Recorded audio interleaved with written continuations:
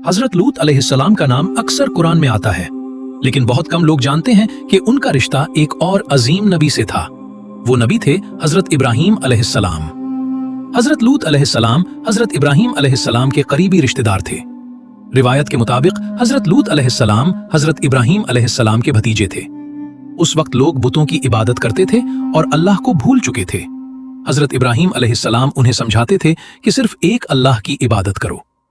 जब लोगों ने हजरत इब्राहीम अलैहिस्सलाम की बात मानने से इनकार किया और उन्हें नुकसान पहुंचाने की कोशिश की, तो कुछ लोग ही उन पर ईमान लाए। उन्हीं में से एक हजरत लूत अलैहिस्सलाम भी थे। हजरत लूत अलैहिस्सलाम ने हजरत इब्राहीम अलैहिस्सलाम की सच्चाई को पहचाना और उन पर ईमान ले आए।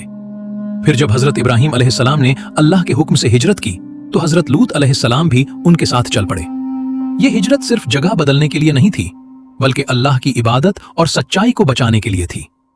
इसी सफर के बाद अल्लाह ताला ने हजरत लूत अलैहिस्सलाम को एक कौम की हिदायत के लिए पैगंबर बनाकर भेजा, और इसी से हजरत लूत अलैहिस्सलाम की जिंदगी का नया सफर शुरू हुआ।